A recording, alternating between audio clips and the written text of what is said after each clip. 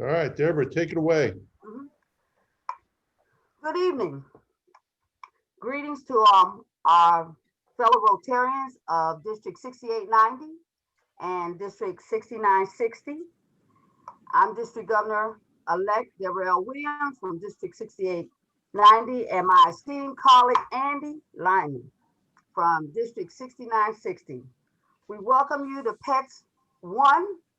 This is session 4 because the reason why we're calling it session 4, this is a combined session with the assistant governors of both districts as well as the PEs of both districts. At this time, Andy, would you please do the Pledge of Allegiance? You got it. I pledge allegiance to the flag of the United States States of America, and to the and to the republic republic for for which it stands, one nation, one nation, under God, indivisible, indivisible, with liberty liberty and justice for all. Thank you so much. At this time, I'm muting everyone.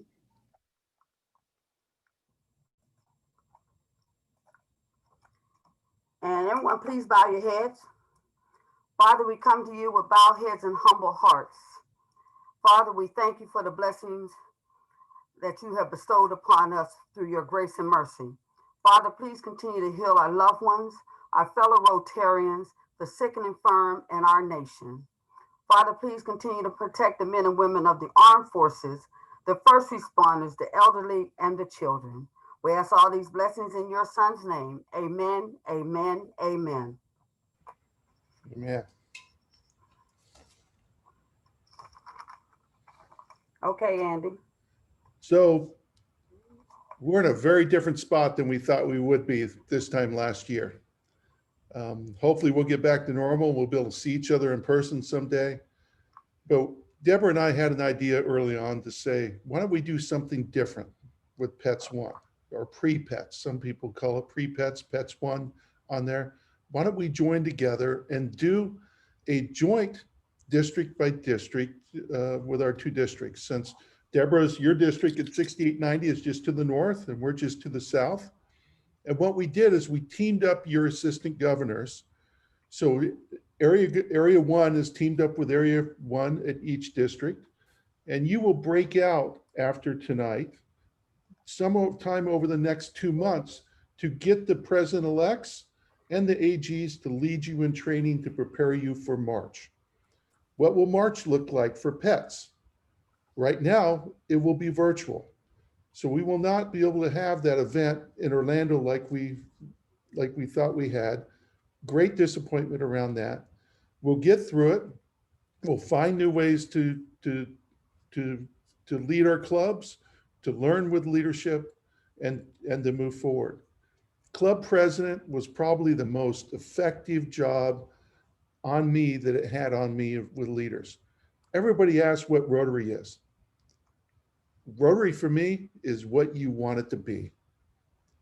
And a lot of people get pedantic about, no, Rotary is this, Rotary is that. We all have our own personal journey with Rotary, and we all have the opportunity to extract probably more out of this organization than we ever would put it back into it. I'm a living example of that. I'm a better business person because of that. I'm a better human being. I'm a better husband. Well, I'm a husband now because of Rotary, right? So I was a freewheeling single guy, as most of you guys knew, for a long time. And Rotary has really kind of reined me in, and it's good. I love Rotary. I love our organization. Pandemic, no pandemic, we're going to get through this. Dig in, dig deep. You can make your year great, but it's up to you. All the training in the world can't make your year great. It's really you. And if your club is not being successful like it really should be, I can tell you right now, one person can make a difference, and it can be you. And the club president is that person who makes a big difference. Thank you for stepping up for the leadership. Take the opportunity to do the best you can with what we have in front of us. And it's going to be amazing to see the changes that you can really make. Deborah? Also, I would like to add on to what Andy said. I have heard or received phone calls or had discussions with several of you, and some of you are under idea or perception that, well, pets is pets, and pets is always the same. I've been there before. I don't need to go through the training. I don't need to do that. But as Andy stated, this is a new time. It's a new era. This is a new journey for all of us. And we're on this journey together. And it's very, very important that you understand that we're just trying to be, as George would put it, innovative in our thoughts and how we do business. And the important thing is that we're sharing things with you that we learned, that Andy and I learned in our class as district governor elects, and we did everything online.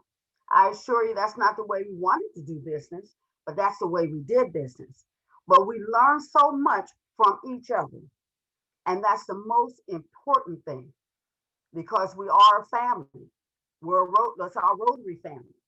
And so as a result of that, there's going to be some homework for the president-elect. I am proud to say that our assistant governors that went through 3 iterations of training prior to this night, they went on into the Learning Center. Marty, you'll be proud. They went to the Learning Center and they did their homework, which was phenomenal. And I want to thank them publicly for doing that. And so the PEs, it's your turn. We'll be giving you homework assignments so you can go into the Learning Center, and it's not a threat. You can do it at your own pace, do it at your own time, but you will learn. And then when your assistant governors pair up with you to teach you other information, it will all come together. And so, you know, Andy and myself are always available for you to call and ask us questions. If you don't understand anything, email us, call us, whatever the case may be. Okay? But we're here to support because we're here together. We're doing this together and we're all learning together. And so I thank you very much for you showing up tonight. But this is just the beginning. So the president-elect on this call, the team that supports you is really the district team and the AGs. All that is our full job, is to support you and your club members. It's not the other way around, right? So if you need help as a PE or as a president, reach out to us. It's a complete open door policy out there. We've got a great night tonight, and remember, this is just the start of the training. So when I walked in as president-elect, I was dazed and confused and didn't know which way was up or down and was frightened out of my wits. The most amazing thing I see every year is that first day when a president takes the podium and stumbles and fumbles and misspeaks, and we've all seen it. But somewhere around that middle of the year, it starts to get in. And that person after that year is a very different person. So it really can change your life. But the main thing, it's up to you on whether it's going to change your life or not. We can't force you into it. It can't be forced on you in any way. You've got to open up, absorb this information, absorb the criticism that may come at you, which it will, right? The hard truth will come at you from your club members on there, and you may hear it in the open club meeting. You've got to roll with it, and you'll be a better person because of it. So tonight we've got DAC-DB with us directly. Lynn Kelly, the DAC-DB goddess, right? And Michael Soden directly in there. We'll hear from them. And then after that, we'll hear directly from Rotary International, the wonderful, outstanding, spectacular Marty Nixon. And then after that, Peter Kyle, he'll join us. He's our director, Rotary International Director. He's got a special project he's working on with Rotary Youth and Peace. You have picked the right year to be club president during your year. Once you hear about this project, the time is ripe for this project to bring peace to our homes, peace to our schools, peace to our communities. And I can't think of a better time than we need that right now. And then we'll round it out with our own GRB, George Robertson Burnett, the Scotsman himself. So, Lynn, Michael, are you ready to take it away on DAC-DB? We are. So I'm going to share my screen. We're going to kind of tag team on this. Okay, and welcome everybody. As Andy said, I am Mike Soden. I'm actually the DCO for District 5300, and I was just nominated to the governor line. So my official title is DGND, which is District Governor nominee. Excuse me, District Governor nominee designate. Forgot about the D in there. So Awesome. Lynn, if you're ready to go. We're ready. Okay, why don't we start with the area? And the reason I want to start with the area side of it is that this is actually runs both for not only the PEs, but also for the AGs. So when Lynn clicks on this area and it populates, this will give you a really good structure. Now we're at our Hollywood Club. And basically, obviously, a lot of these people are not Rotarians, but we like to play around with it. And people seem to like when we put these things in. So as Lynn scrolls down, you see it's all broken up into area. So you have your AG. In this case, they've decided to end on the membership chair, the major gifts chair. And as you scroll down a little bit further, you're seeing all the clubs that are assigned to that particular AG. And the advantage of that is by having that AG assigned to that area, that AG now has become what we call a level 4 within the within that club. So, you know, in this case, if I'm trying to look for Rex Harris that happens to have a problem, the AG can come in and help them at that level. So it's really important that the AGs know that they have that capability to be able to go and look at that stuff. But as you can see, if I want to know who was in a particular club, in this case, we have president, secretary, and treasurer. And then if you go up to the top and click on display, we have the ability to add on a whole bunch of other people that if you wanted to add those in there. So basically that's the area. And I know we only have about 30 minutes here, so we're going to continue to move on. Lynn, I'll turn it over to you. Okay. And since the AGs will help assist the clubs and club presidents and club secretaries, you really need to know about the club member tab. So presidents, you're going to spend a lot of time under here, my club. I'm going to click on the club members icon. And I am impersonating the club president, Nicholas Cage. So each individual, when you click this little pencil in front of their name, they have a section with all of their pertinent information. The first page is their member information. It'll have their start date. Of course, this is a fictitious club. This does not roll up to RI, so we don't have any RI numbers or anything like that in here. But your club will have RI numbers and things like that. So the photo, you can upload great headshots of folks and make sure that they have pictures. Contact information is very important. You have to make sure that they have an address here when you first add them to DAC-DB. Otherwise, they will not roll up to RI. If they are married, they can complete this. This helps when you are registering for an event and you can have a spouse or guest attend. It will automatically know who your spouse is if this is filled in. It will automatically update your name badge. Business is self-explanatory, where they work. Personal data, this is what the district customizes. And if you see this little ad, this little red cross, anywhere you see that on a screen, it means an add or delete. And your district will have certain items in here. So if you were a Bequest Society or a GSE team leader, whatever it might be, you can save that to the profile. And there are reports that will pull this information for your district and for your club. This is your club information. Obviously, You can, the secretary will handle this page. You can put your previous years in other clubs, and also you can list them down here with your start date and end dates of any clubs you belong to, so you have that in your history. The login page, this is very important because this is where your username resides and your password. No one can see your password, not even members of DACDB. So anytime somebody goes in here to edit it, if you want to edit your password, you'll see these asterisks. You just put in a new password update, and it is case sensitive. So make sure you remember what you put in. You can also complete your bio notes, your bio, degree, etc. This is also available on a report that you can pull later. We also have this community involvement section, and you can just add any other organizations you're involved with. And then if your districts are involved in RLI and they are using the RLI registration module, whenever you take an RLI class, it will appear here. And then the log is just for updates to your record that the secretary could always go in to see.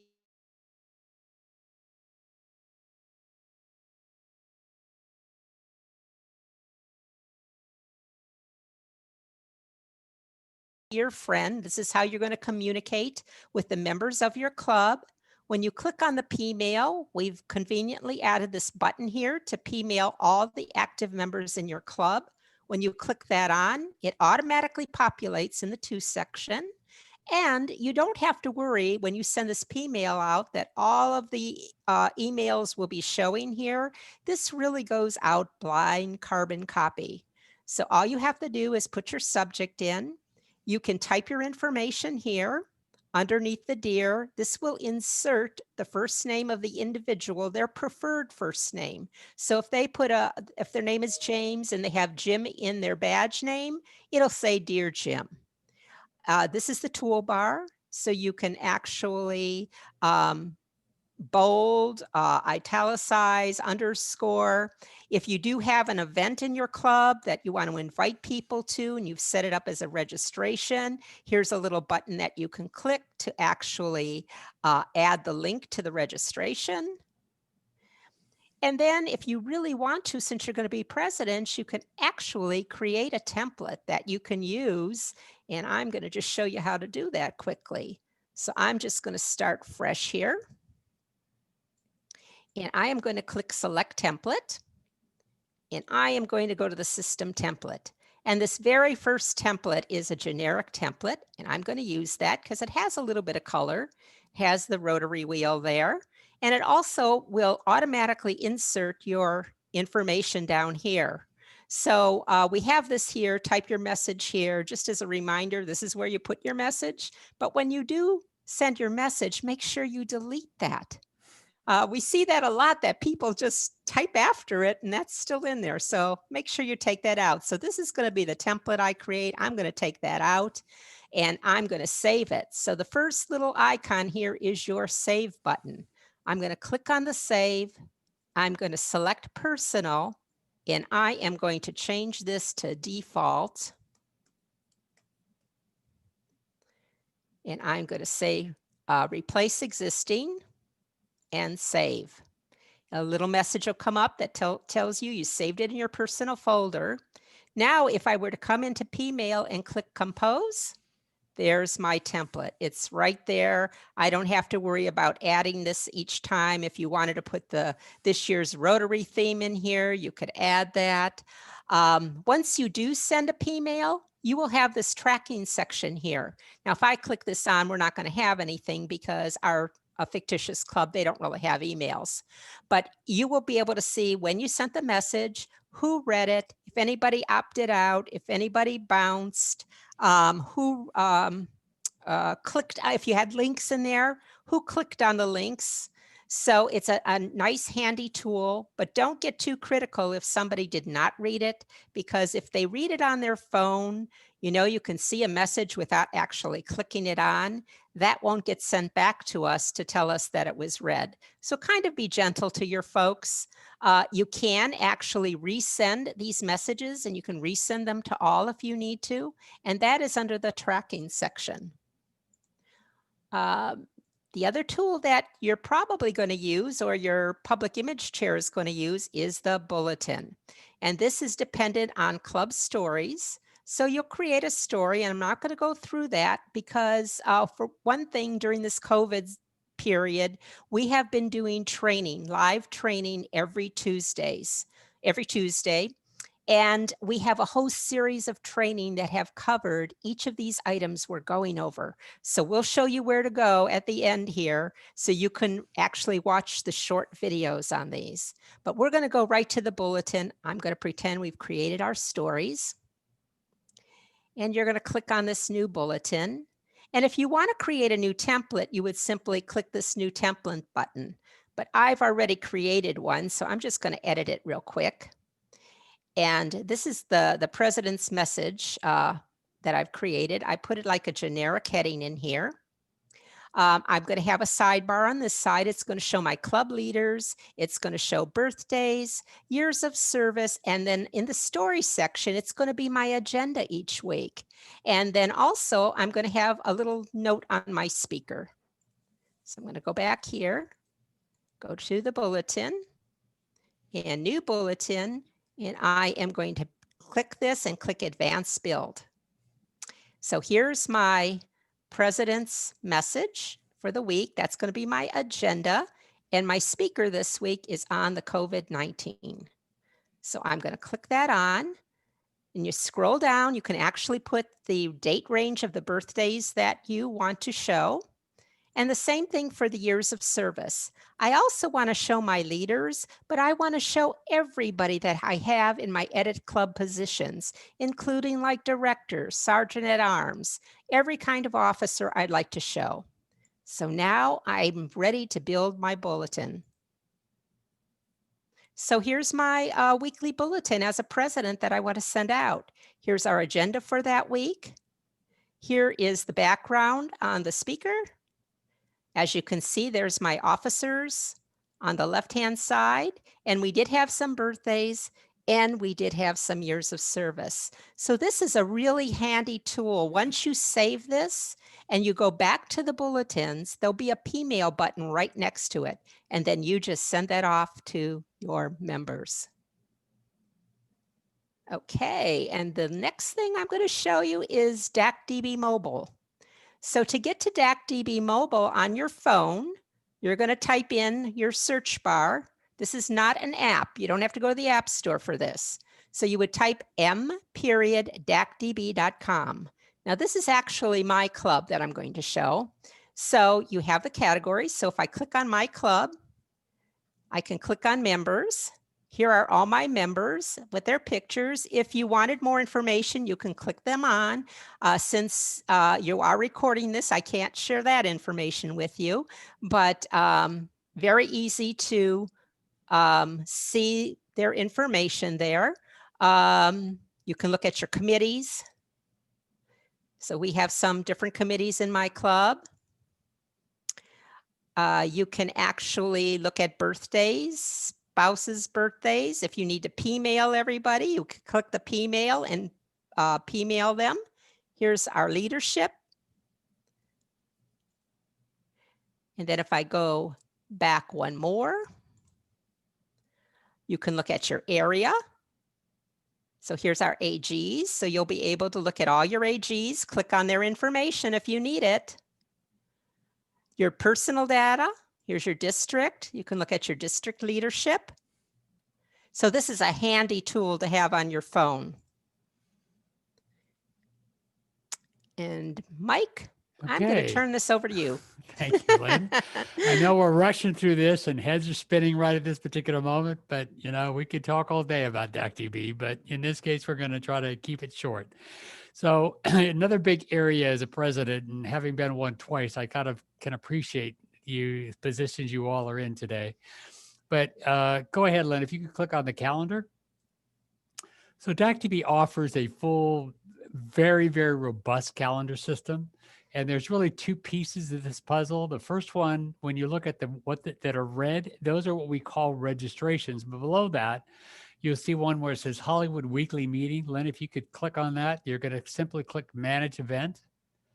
in here, you can see where you have the ability to schedule, and then the RSVP we'll get into in a second, and the location. But as you scroll down, you can go ahead and put in a bunch of information about your speakers, that sort of thing. But more importantly, if many of you probably have the Easy and Beautiful website or might be using the WordPress, is you have the ability to break out into the speaker area. So if you look in there where it says Gary Pope, District Governor, and then right below that is good goals for 2021, that it will actually break out into its own page.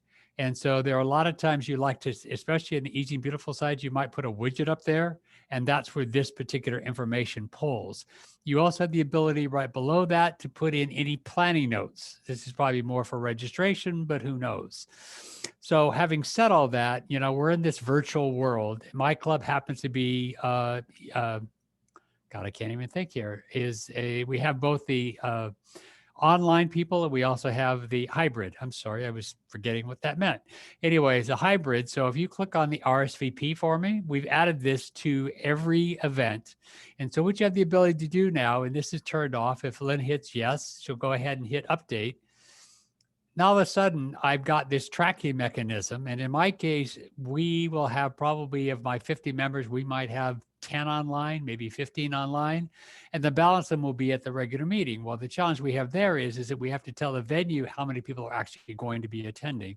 So literally every week we send out an email or a PMAil and ask the members. So in this case, Lynn, if you want to go ahead and do the test RSVP, it's a very simplistic. You're not creating a registration or anything of that nature. You can see, yes, I'm going to attend. No, I'm not. Or maybe I'm going to attend.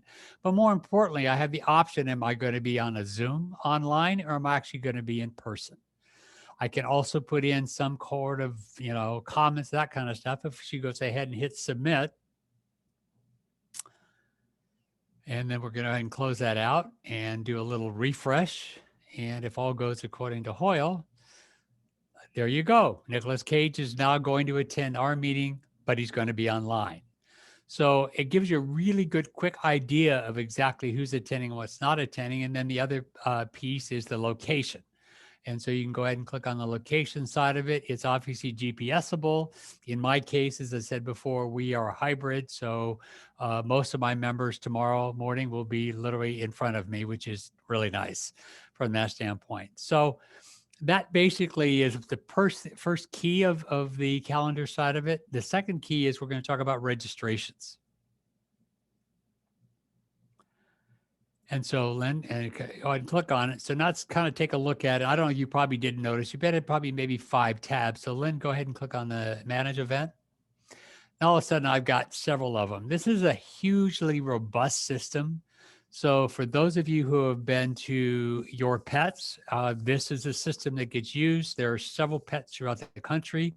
I run my RILA program on it, and we average about 300 to 400 kids. We do it twice a year. And it allows me to do many different things by putting my students on a bus, in a dorm, you know, in their groups. I can then print badges off of them. So there's all different kinds of things that you can do with this. So if we go over to, let's look at the options, Lynn. And now you have all the different settings that you want to do. We have some members or some clubs that, like in my case, we sell flags. We can go ahead and, you know, just say we only want just the registration to show up. I also, where it says happy day, I could make that being purchased now or whatever I want to make it. So there's a lot of customization that you can put into this. A lot of people asking about, well, how do I pay online? Well, if you look up there, there's a payment gateway. And because we don't exclude any vendors, we have 6 gateways that we have set up. There's IP Pay, authorized.net. There's the Secure Pay, Jet Pay, all kinds of different options that you have to allow you to go ahead and process. So if you've got like a gala, something of that nature, where you figure out what you're going to ask the people, Lynn, if you could click on the questions. This is where you set up your questions. So in this case, you've got put in whatever you want, click on the little edit pencil. And here you have multiple different types of questions you can ask, like single select, multiple select, radio buttons, check boxes, that sort of thing on the right side. So there's multiple different things you can do. The other thing I really like about this particular system is I have the ability to create what's called conditional questioning. And where that helps me is if I happen to have, like for my RILA, I might have 10 different positions. In those positions, they may need different questions. So I can set it up. So I want this question to be answered by this group of people. I want another question asked by this group of people. Example of that is obviously if I'm a facilitator, I don't really need to know the age of who I am. So I may not have that question appear when I may need a student to do that. So again, this is also where you would be putting in your, Lenny, if you could scroll down just a little bit here. Okay, we don't have that one set up. Could you go back up and click on the quantity, cost, and total? And so now this is where you would put in your default quantity and then also your cost. And so that's why when somebody goes to register, this is where they would come up with their numbering system. As we scroll down further, you have the ability to do what's called early bird specials. So you can set up one question that will start from one time and go to the next. And then you have the second one that would again start right after that one finished and finish it out. You can put on the bottom of your back room to show what values you want to show in it. So Len, we can go ahead and go out of the cancel area or save if you want. Okay, again, as we go away, you have the moderators you can look at. And in your moderator section, this is where you'd put the people that have total control over that particular event. We also do payments. We talked a little bit about the gateway. This is where you would set that up. And then you also have what's called notifications. And the notifications allow you to send out reminders to people, either if they haven't paid, if you happen to have it. And most registrations are set up for both check and credit card. So you have a situation where they either haven't gotten a check yet, or you haven't gotten a check yet, or you haven't gotten paid by credit card. You can set it up to where the system checks on a daily basis, whether you've paid or not, and you can send out automatic reminders. And included in that will be a link to have them go to the gateway and make that payment. Security is pretty much set up for default by the clubs. It's set up for level 3. You can make it higher if you wanted to. That sort of thing. And obviously you always want to make your view level being 0 because that allows you to show it as well on your website. If you look at to the left side, you have things called the back room. This is where when everybody, Len, if you go ahead and click on that for me, this is where you would go ahead and see everything and all your questions are answered. So you might have like a multiple day event or something along that line that you can show who's eating what meal, that sort of thing. So it tracks just everything possible you could think about. If we scroll down a little bit more, Lynn, you can take a look at the rooms. Like in the case of like I have my institute going on over in on the West Coast, and we have everybody broken into rooms. So I know who's attending what event. And Lynn, let's go ahead and go back out. I want to go to the My Event. And then we have the My Event option, which allows you to basically create a event app, although again, it's a mobile, and you can have people know exactly where they're supposed to be, when they're supposed to be, that sort of thing. And then one more area we want to go back into, where are we at now? Okay, one big thing we want to talk about is speakers. For several years, DACTB has had this module that you can put in speakers. The problem is most people don't do it. And so by doing this is when you put a speaker in and you put their title, their description in there, it's going to automatically appear like what we're seeing here. So you may be a club somewhere in the district and you want to have that particular speaker. Here's your option to go call that club and say, how did you get a hold of this particular person? And again, this automatically appears right into the speaker area. Let's see. Did I miss anything, Lynn? I know we're going really fast here. I think that's it. Okay. On calendar. Okay. Well, we're going to go to one last. Question, Michael, before you leave calendar. Okay. How do you put a Zoom link on a calendar? Okay. Well, basically, so let's go back up, and here would be my recommendation. Now, here's the problem.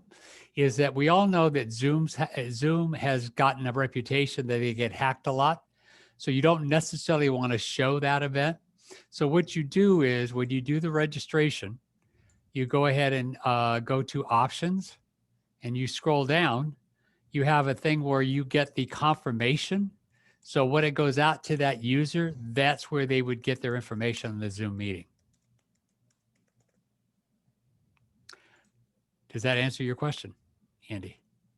Yeah, I think so. So we have them register the event and then the Zoom link will be sent to them, basically. That's Yes. right. That's correct. Now, as I said, you could send it out via Pmail, but once again, I wouldn't recommend putting it on your website because that just tells everybody in the world what you got going on.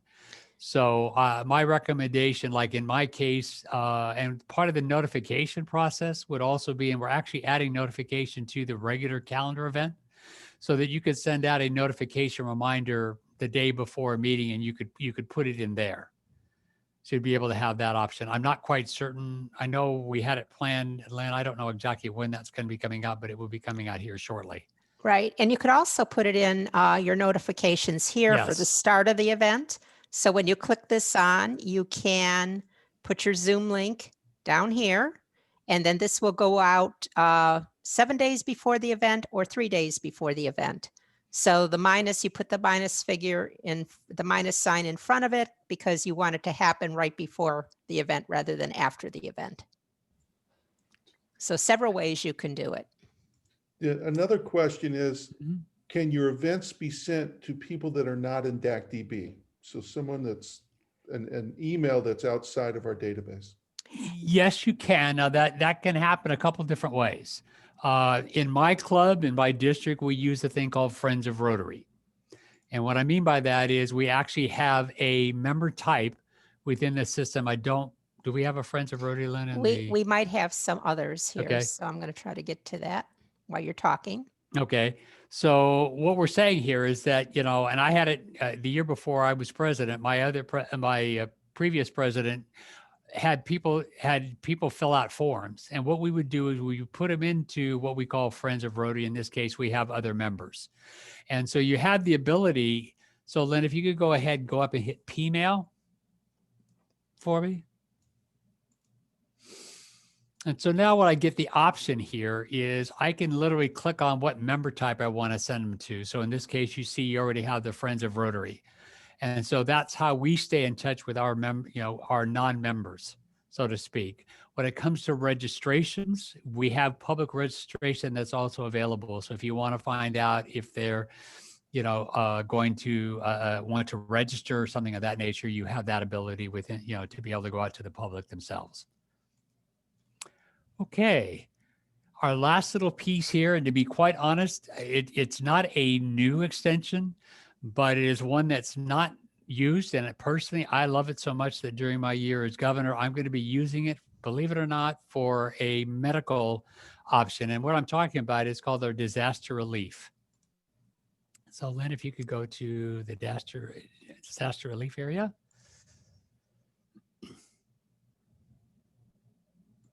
And what this allows you to do, and Andy's very familiar with it along with several other people, what this allows you to do from a district standpoint is to be able to track the people that are involved that can help you during your disaster time. So in this case, if you go down to setup, and this is where you would put the people in here, like I've already put in Pierce Brosnan, but I could put in all the people that are going to be managing this particular extension. And so just type in Jolie. Okay, so we'll just go ahead to Angelina. So now you can see that she's there. And then we move up into what's called the classes area. And in the classes area, this is where you can actually set instructions, very similar to the RLI program. So you would just go ahead like I kind of did. I played a little game here and added one, and you just simply go ahead and do an add to it, and you could put in intermediate or advanced or something of that nature. Okay, and then you're going to want to set up your inventory category. And so in this case, I just set up wheelchairs because my goal during my year as governor is I want to be able to set up a repository for those that have PPS, and for those who on this call that don't, when I say PPS, that's post-polio syndrome. It's great that we've got this big edict to shut the spigot off. The challenge is there's a lot of aftermath of when polio does hit, whether that be in this country or whether that be, throughout the world. And so it's really nice to be able to have, I think it's nice to have a repository of, as people have needs, that we are able to supply them with wheelchairs, walkers, whatever that may be. So I'm still formulating that concept, but this would be a great module for me to go ahead and try to put that together. So again, as I said, Lynn was on the inventory category. And then as you move up to the ICS training, this is where you would people that have taken courses, they would appear in here and you say, and then just sort by advanced or beginners or something of that nature. Then we go up to the skill area. And I'd love to show you your district here, because you guys have done a really good job at populating it to where your categories are broken out: doctors, lawyers, Indian chiefs, whatever. Are there. And so you can break it apart. When you need a doctor, you can literally go in here and find out what doctors have agreed to be part of this program. And then obviously, if you go up one more, Lynn, you have the inventory. And in the inventory process, this is where you'd see, I was talking about wheelchairs. I was talking about other things. This is where all this information would be put.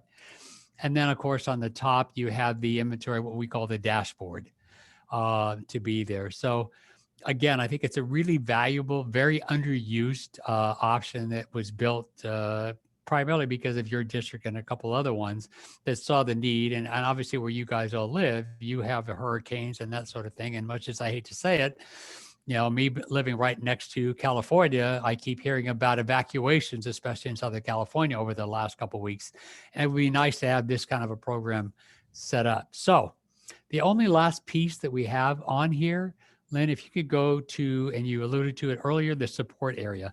I know we have shoved an awful lot of stuff at you, and I'm sure there's a lot of deer in the headlights, but the key thing you need to remember is we have a phenomenal support system. Yes, Lynn is the goddess of DACDB, but there's a lot of other people that are there to support. So if you guys ever have any questions, you simply click on, you could do submit a support ticket. Lynn, if you could scroll down a little bit further, and you can go in and actually make a phone call. Yes, for the most part, we are a 9 to 5, Monday through Friday kind of shop. But I'll be quite honest, if you send us an email or even probably make a phone call, don't be shocked if somebody picks up on a Sunday night or, and we all joke about the owner being there until 11 o'clock his time, which is mountain time. So if you guys have questions, I think we do a pretty darn good job at making the answers. But more importantly, where I'm going with trying to show you support is when COVID hit, we took the stance that, district assemblies were canceled, district conferences were canceled, obviously RI convention was canceled. We wanted to make sure that we stayed in touch with you. So over the last literally 6 or 7 months now, we have been holding trainings on a wiki basis. And hopefully many of you know about it, because I'm sending out about 18,000 emails every week to let you know about our training. So where Lynn's going with this is she's going to click on that DACDB training. And if you click on COVID, and we record everything we do. And just like a TED Talk, it's a 20-minute TED Talk with about 10 minutes of questions. And then we record that, do a little editing, obviously, and then we go ahead and put them up here. So if you ever have any need to know about certain things, this is one of the areas that you can go and not spend a whole lot of time. The other thing we also did is we held 2 secretary trainings. And so if you could go back to support, Lynn, go to that same little DACDB training and go down to the bottom, click on secretary. So now you're seeing truly what a secretary needs to have, but also you as PE needs to know. And it's amazing to me how often when I'm at PETS and we do some breakout trainings, it's like I have a PE walk in me and say, what's DACDB? Well, this is a really good area that you can go quickly, again, spending 20 minutes on each one of them to learn how to log in or, get your passwords, since we no longer track passwords. Edit your club positions, which is really important. As you become the president, you need to know, and RI needs to know who your officers are. Add or terminate a member. Hopefully it's always adding, but every now and then we have to terminate members. Committees, engagement and attendance. One area that I always spend a lot of time on that we didn't talk about tonight is the RI compare. And what that is your connection to Rotary International, so that when you add a member in DACDB, you can actually side by side look and make sure that they're actually an RI, conversely the other way. Creating events, we talked a little bit about P-mail. So we have a lot of support issues. And Len, if you go back to support for a second. And so because of all this we've done, when it created all these new videos and that sort of thing, we're going to be redesigning this area. I've already done the design. I'm waiting for the programmers to finish off the programming. And so it's going to come more like a Netflix or a Prime, where we're going to, all of our videos are going to be front and forward, but they're going to be broken up by classification. What I mean by that is there'll be a section for secretaries. There'll be a section for AGs. There'll be a section for district leadership. Also included in that, on the left side, you see those folders. That's all written documentation. If you love to read, have at it. I'm more of a visual person, so I much like my videos as opposed to this way. But all of those are going to be actually put in with those videos. So when you go to RI Compare, not only will you have the video side of it, but you also have the written documentation. But other than that, I know we threw an awful lot of stuff at you. Hopefully you're not, too confused, and we're open for questions if we have time for them. Yeah, here's a question that came up, Michael and Lynn. On your bulletins, are you able to print those bulletins after you put them together here? Yes, you are. And they're going to be stored when you finish creating it. It'll save it as a PDF under this club bulletin folder automatically. You don't have to do anything to save it there. And so when you click it on, and I really don't know what we're going to find in this section, but I'll click one of these on. And then here is our little PDF bulletin. So yes, you can print them. The other thing also, Andy, just so everybody knows, that when you create a bulletin, if you have the easy and beautiful website, or you have a WordPress site, automatically they will, when it populates into this particular area, will automatically appear on the website if you have the widget set up for it. So why can we only schedule a P-mail once a week? Well, 1 week out, 1 week out. Because people change their mind. So right now, the way it's set up, if you put something out for a future delivery, you can't go in there and change it. So we've only limited to 7 days. We are revamping the P-mail system. Yes. So you're going to see a new look, and maybe at that time, we will change that time period, because we are going to let you edit things that are in pending. Great. Any questions? Any other questions? I've been trying to keep up in chat. Congratulations, Michael. I did not know you're in the line now. Well, thank you. I don't talk about it too much. I'm still trying to get my head around the whole thing, but thank you very much. That's awesome, Michael.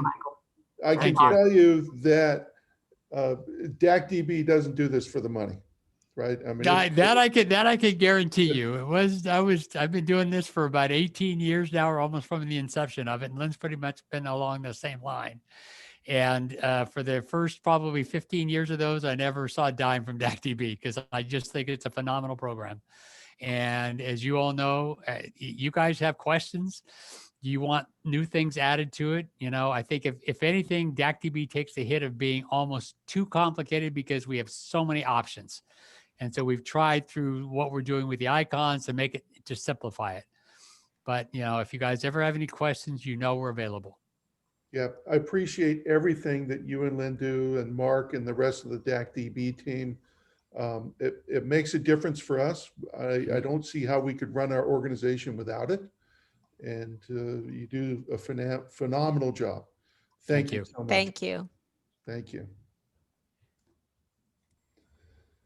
All right, tonight we've got the special privilege of hearing from Marnie Nixon. Marnie, most of you may or may not have seen Marnie Nixon, or met Marnie Nixon, or had the pleasure, but tonight you're going to have the pleasure on this. The great thing about doing this at a combined district level is we're able to have folks like DACDB to come in, folks like Marnie Nixon that come in. Our own RI director is coming in shortly in here. Marnie was born in Chicago, Illinois, and raised nearby in Mount Prospect, where she also still resides. Marnie began working for Rotary in 2011 and continues to enjoy her position as coordinator for club and district support of the Americas. Yeah, she's a little bit important. Together with her colleagues, Alicia, she currently is privileged to support 36 districts located in southeastern US, Caribbean, and part of South America. So Marnie, thank you so much for taking the time. Always great to see you, and the floor is yours. Thank you, Governor-elect Andy. Good evening, everyone. It's such a pleasure to be here, at least virtually, with all of you. I'm grateful to your governors-elect, Deborah and Andy, as well as your trainers, Lisa and Brian, for the invitation to join this meeting and to connect with you and share with you a little bit about the support that you have from Rotary as you prepare for your role as president-elect. I'd also like to take a moment to say thank you to each of you for taking the time to join this meeting. I'm sure it's not the first virtual meeting of the day for most, if not all of you. And I know that that can be a drain on your energy. So thank you so much for investing your time and your efforts into your growth as leaders. And I know that your communities, your clubs, and Rotary overall will all be better for it. I'm going to break up the time I have with you today into 3 sections. I'll talk first about support from Rotary staff, then about 2 specific online resources that I've been asked to share about, and then lastly, I'll save some time for questions. Please also feel free to share questions via the chat box while I'm talking. I will try to monitor that and answer as many questions as I can. So like all of you as volunteers, Rotary staff have a global presence and come from all different backgrounds, cultures, ethnicities, and experiences. We have 8 offices worldwide, which you can see on the map.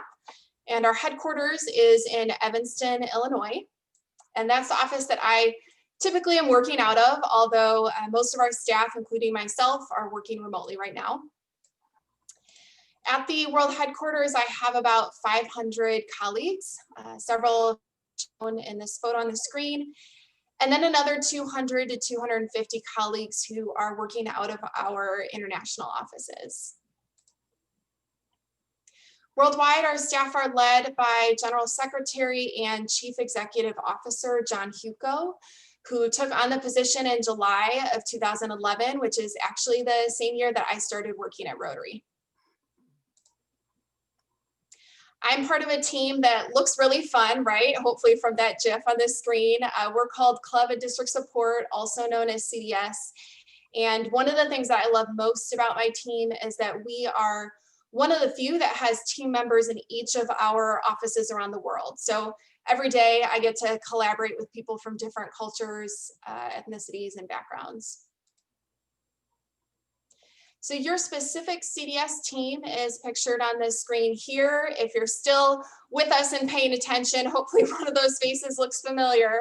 So we work in 2-person teams, my colleague Alicia and myself. We support 35 districts in the United States, the Caribbean, and South America. This, of course, includes District 6890 and 6960, as well as the rest of the districts in the state of Florida. Hopefully we look like friendly people, but just to give you a little bit of an idea of how we actually support club and district leaders and work together with all of you.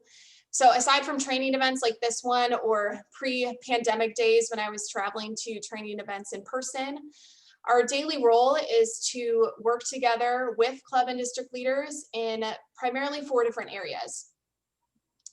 First, policies and procedures. This can be anything from helping you all understand responsibilities and expectations for a specific role that you're taking on, procedures for creating a safe and harassment-free environment within Rotary, amending your bylaws to allow for greater flexibility in membership types or attendance, and just more broadly working for positive change within Rotary as an organization. The second area is resources. There are a vast array of them, as many of you may already be aware or will be discovering in these trainings. And sometimes it might be difficult to know what's already out there or where to find it. So if you have a particular interest or you're looking for a specific resource, always feel free to reach out to Alicia or myself, and we'll be happy to connect you. The third area is in administrative procedures. So this most commonly includes organization of new clubs, starting a satellite club, changing a club's name, or merging 2 or more clubs. And lastly, for online tools, we help club and district leaders understand the specific access that they have on our website, get the most out of that. I see a comment in the chat that they weren't able to see the team and the contact information. Just a note that I'll be happy to make a copy of this presentation available so that all of you can refer back to it and see our contact information and things like that. So speaking of contacts, there are a few other teams that I'd like to share with you. These are staff who also work specifically with the state of Florida, and they have expertise in different subjects like membership, grants, or foundation giving. So their names and contact information are on the screen, and I'll be, again, happy to include that in the copy of the PowerPoint that gets sent to you. 2 other important teams to be aware of: the Rotary Support Center. They are a great point of contact for members who have general questions about Rotary programs. So I actually see a question in the chat about sponsoring and organizing new Rotaract clubs. They could help with that question. And then I can also send a link to a page on our website. The Support Center is also able to help with general questions about the My Rotary website, issues with creating a My Rotary account, or general questions about the Rotary Foundation. And secondly, our data services team, they're able to assist with updating member and club data. If you ever encounter an issue with doing that, or you notice a discrepancy between DACDB and what's on Rotary's website, you can send an email to our data services team, and they'll be happy to manually update our records. So now that you're a bit more familiar with staff support, let's talk about online resources. Hopefully you all already have a My Rotary account. This will increase your access to online tools because the site is going to automatically recognize any club or district roles that you have, including your role as a president-elect if you've already been reported to Rotary in that position. This then grants you access to reports and information on your club so that you can start already preparing for your role as president.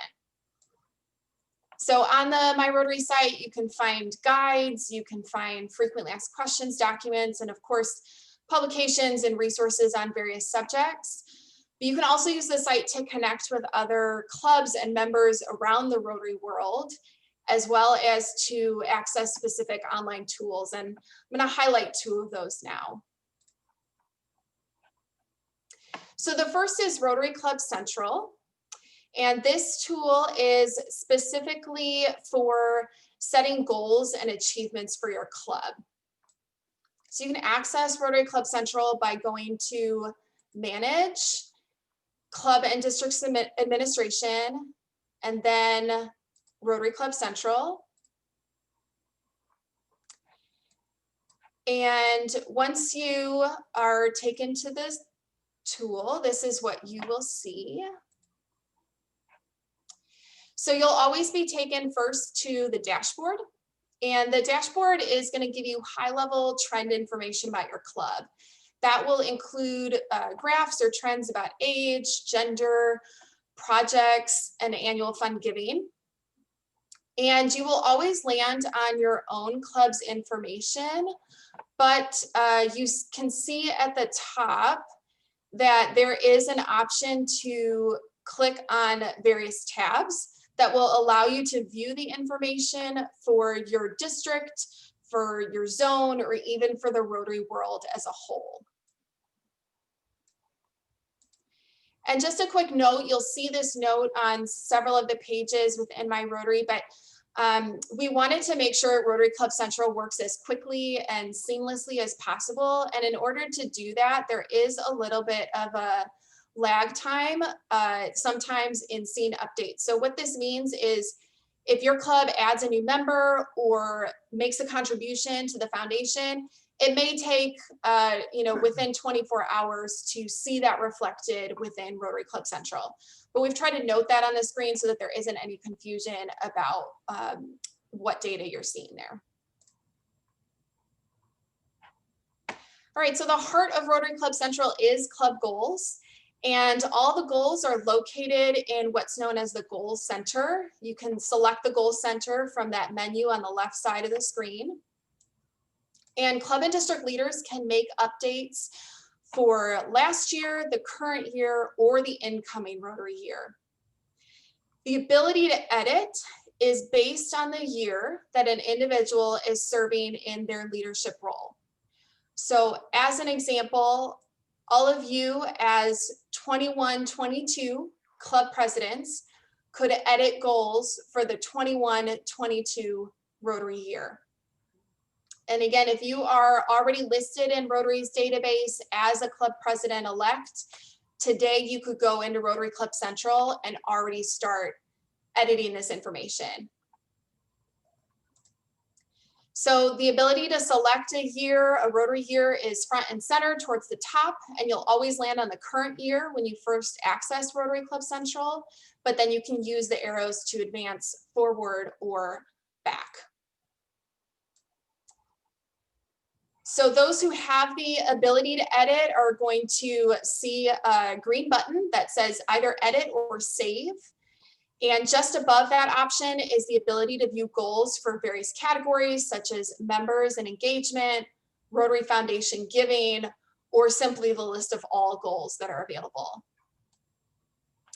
To enter a goal, a user must click on the checkbox to select that that's a goal that your club wants to work on. And then you would write in the goal in the box to the left or select from the no yes toggle. So I see a question about who has access to edit, and that is a great question and leads me into my next point. So those who have the ability to edit at the club level are the president, the secretary, treasurer, foundation chair, membership chair, and executive secretary if your club has one. And again, that's going to correspond to the year that those individuals are serving in those positions. At the district level, district committee chairs, assistant governors, and the governor can technically also edit a goal on a club's behalf for the year that they're serving in that position. We really encourage that as a sort of last resort if a club is having difficulty, because we want clubs to take ownership of their own goals. But if a district leader does edit a goal on behalf of a club, the club will be notified because we want there to be transparency in that. For assistant governors specifically, you can only edit a goal for a club that's within your assigned club group. So to view more information about a goal, you'll see that there is a hyperlink that says show goal details and history. And that will give you more background information about what the goal is asking, as well as what your club has done in the past. And another great feature is the ability to print the goals. So if you have someone in your club who maybe doesn't feel as comfortable with technology, or you just want to have something printed at hand during a meeting, you can click on that option in the upper right-hand corner. And lastly, a club or district leader can easily view a quick summary of their progress toward achievement of goals in the upper left-hand part of this screen. Within the Goal Center, where we just saw, there is a specific goal that allows you to set the total number of service projects that you want to complete in a year. But in this service activity section that we're looking at on the screen right now, this is where you have the ability to add more details about individual projects that your club will be taking on. So in this section, the club has the option to add a new service project or to repeat a past project. Repeating a past project would be a project that's already been entered into Rotary Club Central at some point in time, whether that be earlier in the current year or a previous year. When you click on that option, it will automatically pre-populate some of the data previously reported for that project, and then you can update new data as needed. So project dates or any estimates that have changed. And below that section, you can see completed or current projects for the Rotary year selected. And then also you can see summary graphs that indicate various aggregated information for project data.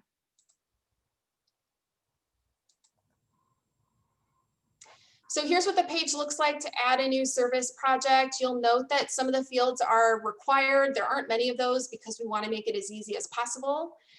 Those fields are noted with red asterisks, and other fields are optional. So you can utilize this as much or as little as is helpful for your club. Perhaps the most helpful part of this section is the ability to add projected needs for volunteers, volunteer hours, cash contributions, or donated goods and services. And then the idea is that once the project has been completed, someone in your club goes back in and enters the achievement data so that you have that as a reference for the future. I see a question about information in DACDB populating through Rotary Club Central. So currently there isn't any integration with Rotary Club Central. Again, Rotary Club Central is specifically for goals. So while there is integration with updating member information or general club data, there is no integration at this time with Rotary Club Central specifically. But thanks for sharing that question. That's a really helpful one. So one of the final sections I want to show you briefly within Rotary Club Central is resources. And these are geared towards the various goals that you can enter and are intended to provide links to publications, videos, and other resources that clubs can review to then help you achieve your goals. And in particular, I want to highlight, in case you're wanting a refresher or to go more in depth, you can see that we have a link to various Rotary Club Central guides that will walk you along what I've just showed you step by step, how to do certain changes within Rotary Club Central. So now we're going to switch to the Learning Center. I know that that's been mentioned a little bit at the beginning already, and some of you may already be familiar with this tool. Others may be starting out as you work in the next few weeks to do some of the homework that's assigned. So this is where we have a wealth of different training materials that are designed to help you, not only as leaders, but also club members in general, to learn new skills, prepare for different leadership roles, and even share best practices about a particular subject. So I encourage you all to spend some time just exploring what's in here, and also encouraging the rest of your leadership team to do the same. So you can access the Learning Center under the Learning and Reference section on My Rotary, and then there's a link to the Learning Center right there.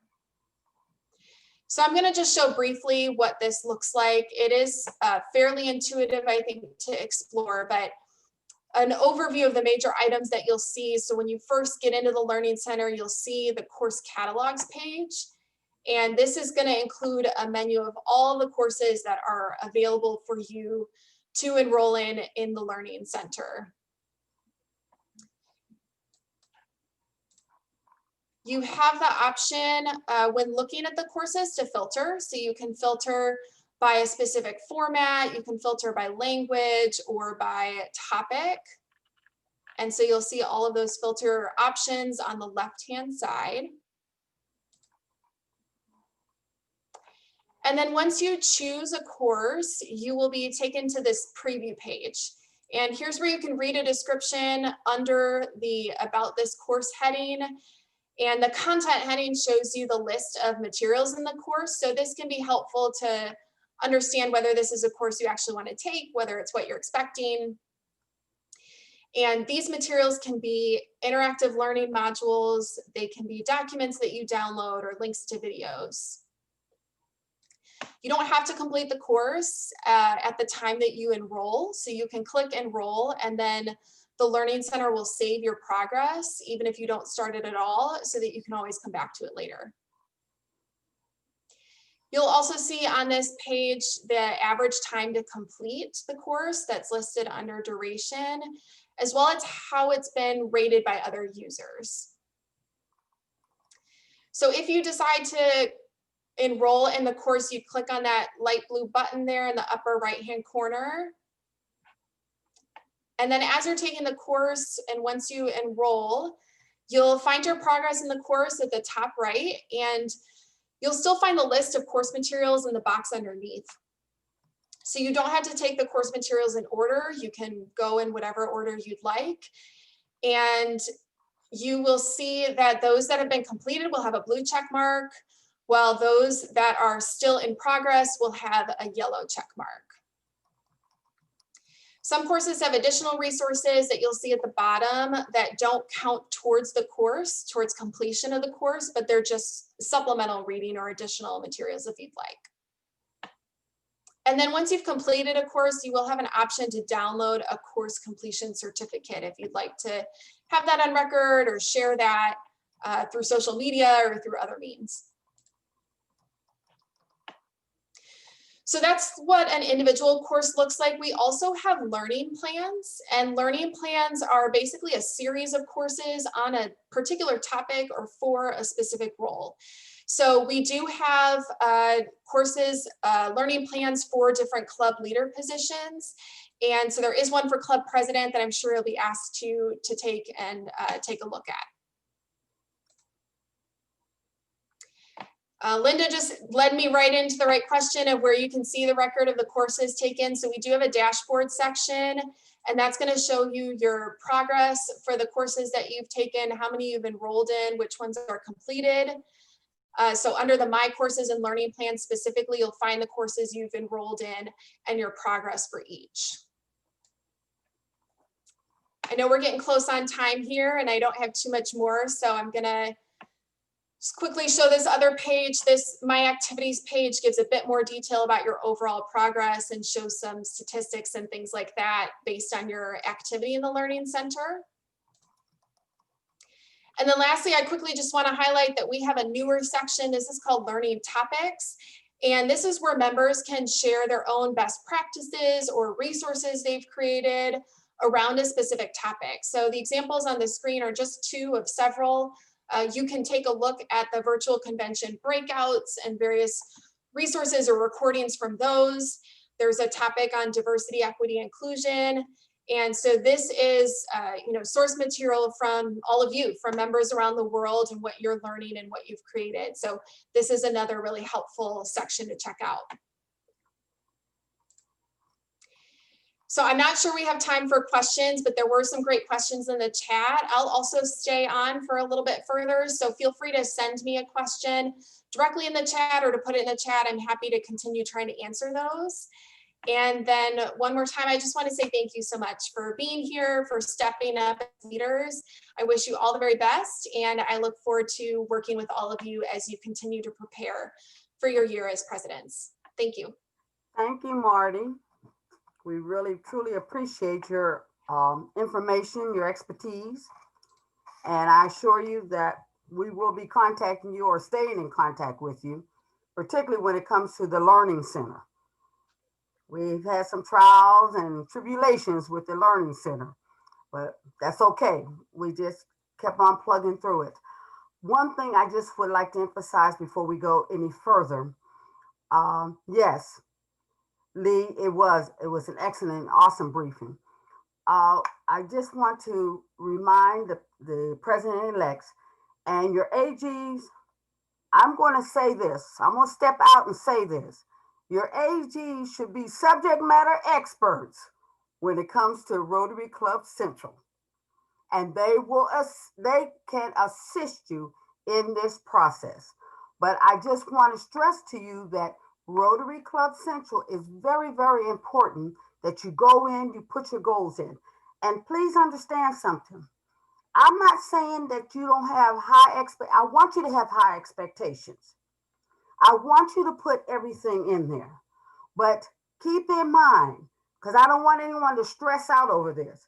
When you say you want to bring in 10 members, that's probably obtainable. And we want you to bring in 10 members, but start with a figure of maybe 4 or 5. Then you bring in those 4 or 5 and you say, okay, now I'm on a roll here.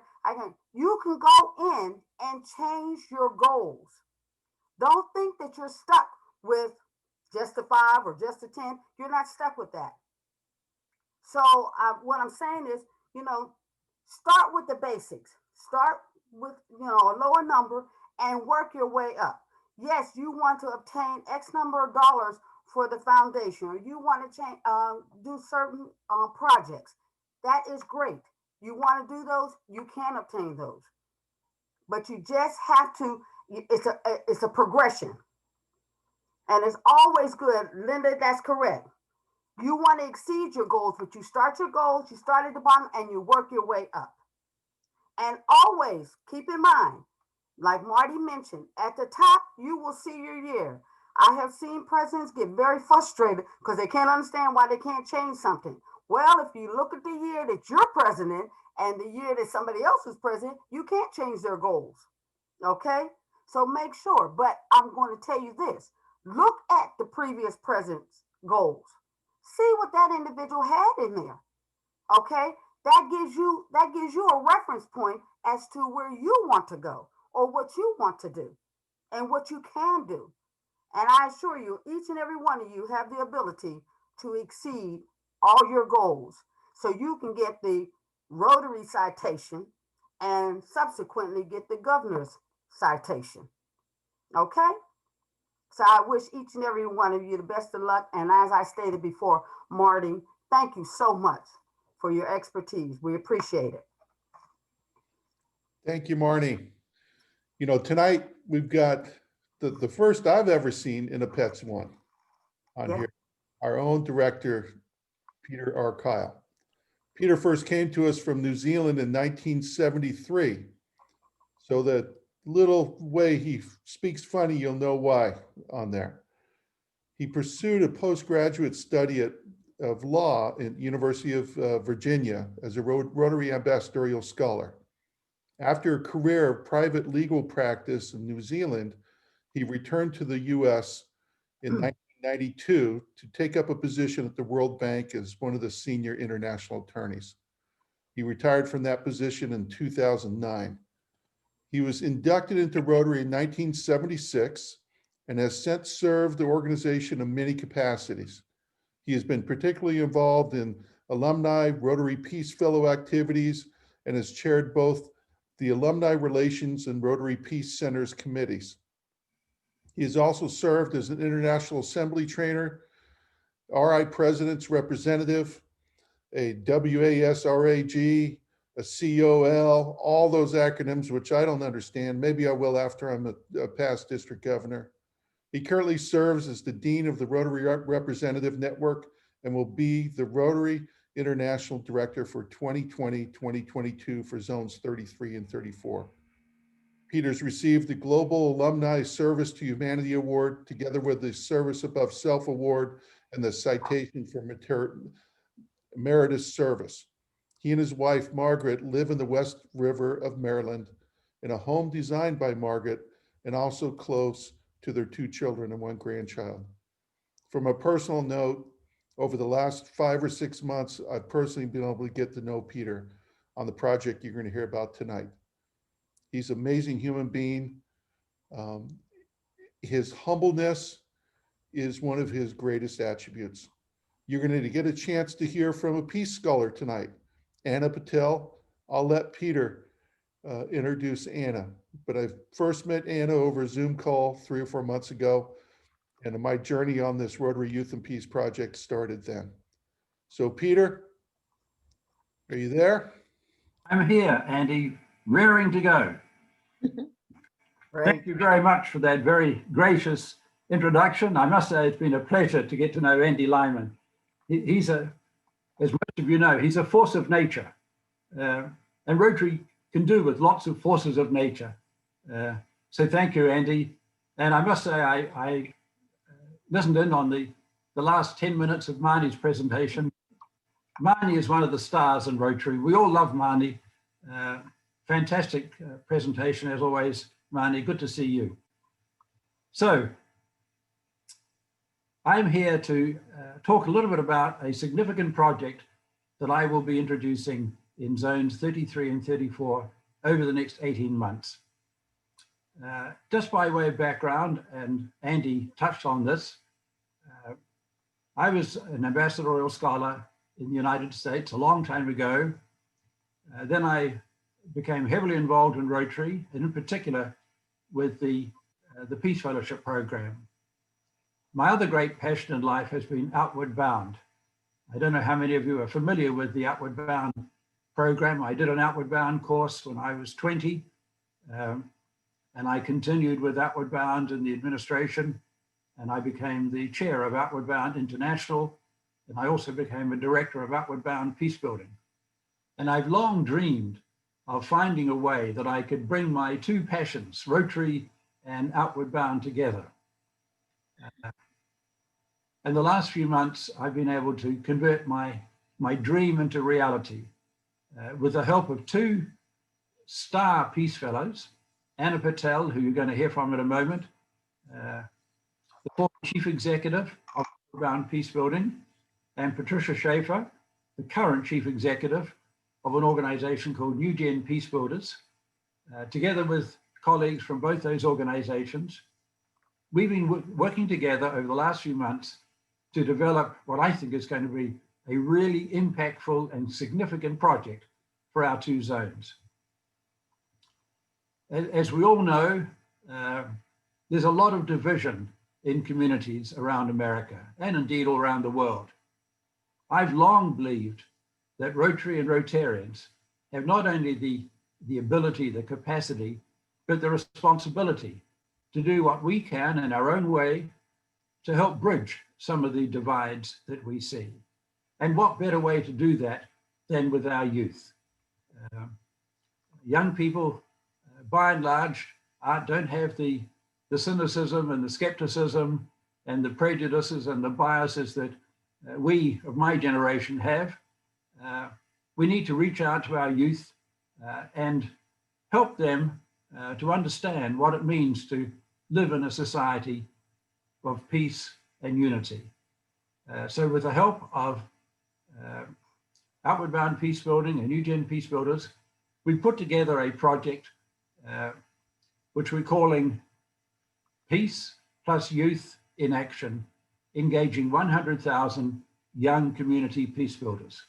And the idea is to become involved in a whole range of community events throughout zones 33 and 34, all 31 districts, building on the experience which Outward Bound Peacebuilding and New Gen Peacebuilders has had in other parts of America. New Gen Peacebuilders in particular has been working on peace and education, youth and education for the last 8 years in Texas and California and other parts of America and indeed overseas. And now for the first time, we're bringing this project to zones 33 and 34. We've been introducing it over the last few months. We've had tremendous response. We're in the process of raising the initial seed capital of $61,000. We're about 2/3 of the way there. Great input from many districts, including 6960 and 6980. So we thank the DG line and the two districts very much for your support and your contributions. So I'm going to turn over now to Anna.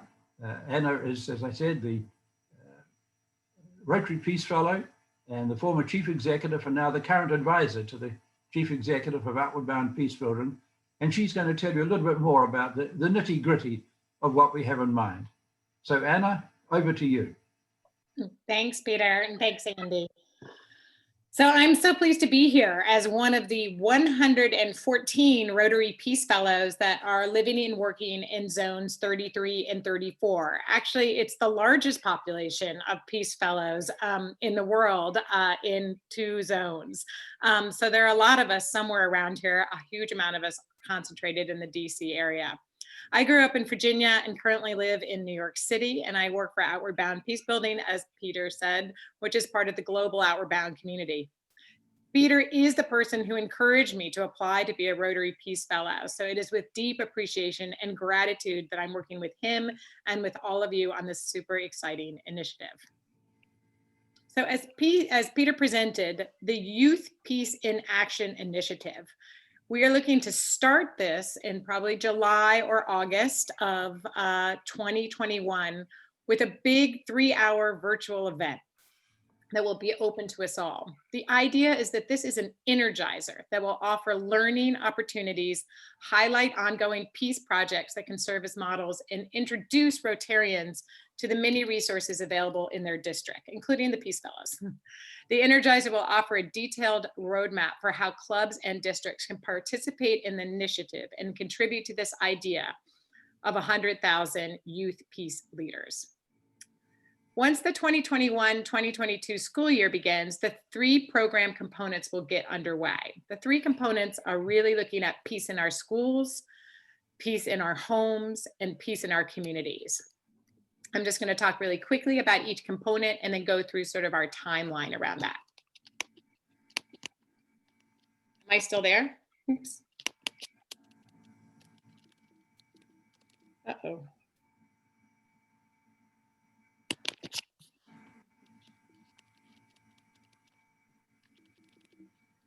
We can see you, Anna. We can't. You can still see me? I cannot see you. Okay, so that's see you and we can hear you.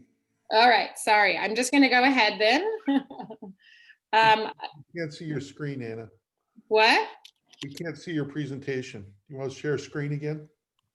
Yeah, that my computer just completely fell apart. So that's all right. I can do this. If you guys can see me, then I can go ahead. I'm sorry. I don't quite know what happened here.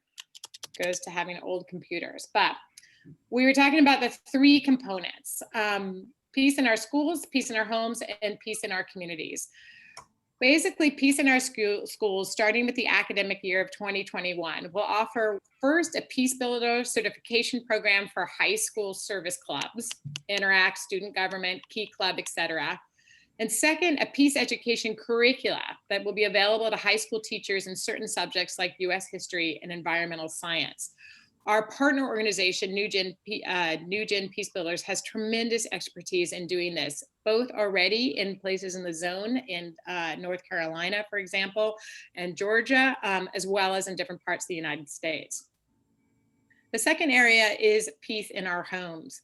This is really a volunteer-driven reading and peace literacy effort for young learners and families, underpinning Rotary's long-standing commitment to literacy. Rotary already has a number of partners in this area, and we are in conversation with Imagination Library, Dolly Parton's initiative, and very excited about exploring a partnership which might be a large-scale fit for this project. And finally, peace in our communities. This work is done during the school year and will culminate in the work done during the school year will culminate in a facilitated community gathering focused on youth-led peace projects developed by youth service clubs and other youth organizations. In these community events, Rotarians will convene civic leaders, youth organizations, and youth together to present and promote the most viable of these projects developed during the year. So the slide that I'm sorry that I do not see, you guys can still see me, right? My screen has completely died. Okay, so basically this happens in 5 different phases. At the moment, we are sort of in the establish phase, which is really getting the foundations of it, working on developing an advisory group, understanding and beginning to move towards the launch of it at the November summit. We will move into then the equip phase, which is really about how do we work with, at the club level, Rotarians throughout the 2 zones to get us ready for the Energizer in the late summer of 2021. We'll then move into the educate, which, as I said, is the focus in the peace in schools. one thing I really want to highlight is the Peace Builder certification for service clubs in this educate phase, because it's a component of Youth and Peace in Action, through which as many as 50,000 high school students can take the lead on planning and implementing 500 peace projects in their communities. Of course, these are estimates. We hope actually there will be very many more during the 2021 and 2022 school year, and in support from volunteer Rotaractors and Rotarians. In the final phase of the initiative is the engage phase, which includes these community learning events, which celebrate the completed peace projects, and then look and facilitate and plan on how we might be able to amplify these youth-led projects within our communities. There's a great example of this, which I love to use, which is New Gen Peace Builders had a group of young students in North Carolina who realized with a sort of strong teacher that they were actually in a hotspot for human trafficking. They decided together to develop a curriculum around that issue for their high school. They presented it at a Rotary Club who got very interested in it, especially one of the school superintendents. And then they were invited to be part of a project to develop a curriculum, a statewide curriculum on human trafficking. This is the kind of progression we're excited about and want to use, is to look at the themes that clubs are already focused on, and use youth-led enthusiasm, innovation, and energy to really amplify those projects and efforts. So the final slide that you were supposed to see is about impact and benefit. With this initiative, we seek to ignite a wave of peace building initiatives. Right now, if you look at maps of violent conflicts throughout these zones, unfortunately, they are multiplying. What we hope to do is expand and engage Rotarians to do a wave of peace building projects to change that map over the next few years. While some of the benefits will be 70,000 Rotarians with tools to promote and operationalize positive peace, which is the approach to peace that Rotary is dedicated to. 50,000 Rotarians, civic leaders, and youth participating in high-profile virtual peace building event. That's our Energizer event next summer. 5,000 certified youth peace builders at the high school Interact and Service Clubs, and 500 peace projects imagined and delivered. 20,000 students engaged in peace projects, 2,000 teachers accessing peace education lessons, activities, tools, and resources to serve 80,000 students in the classrooms, and 2,000 Rotarians, civic leaders, and youth at community learning events to plan and sustain big ideas for peace. The advantage of not having my slide is you can't do the math with me, but that is how we get to 100,000 community youth peace builders. Thank you so much for listening. I'll hand it back to Peter. Great presentation, Anna, and good recovery. For you. But as Andy said, we'll get the slides out, and you'll be hearing more about this project down the line. This is an ambitious project, deliberately so. I've long believed that Rotary and Rotarians, we need to up our game. We need to have bigger horizons, bigger, better, bolder. This is going to be an awesome project. We have a blue star, gold star team with Anna, with Patricia and others. And we're working closely now with Andy, Mary, Mike Walker, Dawn Rochelle, Nico Iannelli, some of the other DGs from other districts. The program will be formally rolled out in November at the summit. I hope you've all signed up for the summit. This is going to be a tremendous event in its own right. Great speakers. You have to sign up for the Uncorked event on Friday night. It's a wine tasting. We have 350 people signed up. This is going to be spectacular. And there are many other events, plenary sessions and breakout sessions. So the program, the significant project, will be formally announced and rolled out in November. And then we'll move into the implementation phase. We'll be developing pilot districts around the pilot areas around the two zones, leading up to the grand opening in July of next year. So I welcome your support. Thank you for giving us this opportunity to present. You'll be hearing more about this. I wish you well in your year as club president. This will be our year. Andy will be district governor, Mary will be district governor. I will continue for 1 more year as a director, and you'll all be club presidents. So we're all on the same team. Peace and unity, our theme for 21-22. So thank you, Andy. Back to you. Have a good evening, everybody. Thank you so much, Anna and Peter, right? Thank you. I hope everybody will catch the vision that Peter and Anna has laid out for me on that. Deborah certainly has, I've been bringing her along as well, and 6890 will be getting completely enveloped in this as well on this. Thank you again. Peter, quick question. Who's the summit available to? Can anybody sign up to the summit? Anybody can sign up. This is free. We hope to have at least 1,000. There are roughly 70,000 Rotarians in zones 33 and 34. Every one of them is welcome. So go online. It's www.summitofchampions.org. Summit of Champions. And the name comes from Pittsburgh. We were hoping to have this as an in-person event in Pittsburgh, which is the city of champions. So that's why we call it the Summit of Champions. Please sign up. I think you're going to really enjoy the sessions. We'll have the RI president, the RI Rotary Foundation vice chair, Peter Salk, the polio, the son of the Salk inventor, and quite a few other celebrities. So this is an event not to be missed, and it's free. So Deborah, what else do we have left? We have one thing left, I think. Yes, we do. And before we get started, Marnie put the link or the site in our chat box. So everybody, please take note of that about the Summit of Champions.org. So you can sign up. And Clarice, you said, are you sure it's free? I looked at classes and it looked like it is $50.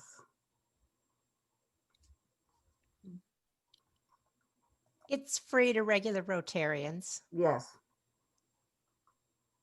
Clarice, that $50, that's something that Andy and I probably had to pay. Okay? Just want to let you know. Okay? So it's free to Rotarians. You are most welcome, Clarice. Okay. We have, you know, I don't want to say we say the best for last because it's just been phenomenal tonight with all our speakers. But I am going to say it. We did say the best for last. And I had to tell him that. That's how I got him here. And I just want to say it is truly an honor and a privilege for me to introduce our very own Scottish Rotarian from District 6890, Zone 34. And before I go any further, I just want to say, you know, he hails from Scotland. He was a journalist and with the Scottish Daily Mail. And he served in Her Majesty's Customs and Excise. And that was on preventive duties, anti-smuggling, and drug detection. Okay. And then George comes to us and he becomes a Rotarian, a phenomenal Rotarian. And he served as district governor 2013 to 2014 in Zone 34. Also, George is currently serving as our All Florida PETS chair. He is a Rotary coordinator for Zone 34. And also for our district, he is serving as the Council on Legislation representative. So without further ado, our motivational speaker for tonight is our very own George Robinson Burnett. Thank you so much. Yes. Wow, what a build-up. All these fabulous people that we've had, and it ends up with me, you know. You made me sound windswept and interesting, you know, all that stuff. Wow, did I really do all that? Hey, Thank you so much, DGE Deborah and DGE Andy, for inviting me here tonight. Absolutely fabulous and great to hear these speakers. And for those that glazed over when they were hearing about DAC-DB, let me tell you, I've been club president, been district governor, Rotary coordinator. I still glaze over, so it's not unusual to glaze over DAC-DB. But hey, it was great anyway. And as for Marnie, she is my absolute favorite, because I almost felt as if we grew up together. Well, I'm maybe a little bit in advance of her, but anyway, you know, she's got some great information. I just want to tell you as well about that learning center. It's not all about learning about Rotary. You can learn about yourself at the learning center. And for those people that are a little bit concerned about standing up and speaking, because I'm one of them, I'm a very nervous speaker. But actually, you can learn how to do it very well at the Learning Center. So it's absolutely great. And Peter, my dear friend, my classmate, and my director, it's great to see you, Peter. We were district governors together. And thank you for that shameless plug for Uncorked on Friday night. I'm so looking forward to it. Why they got a whiskey drinking Scotsman to compare that, I really don't know. However, we're going to have some fun with it. So, and Clarice, it definitely is free, but you have to provide your own wine. Now, I am going to share screen, so I hope this all works out. Let's see if we can do that.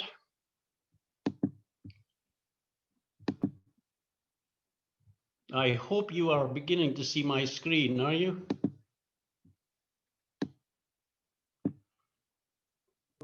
Yeah.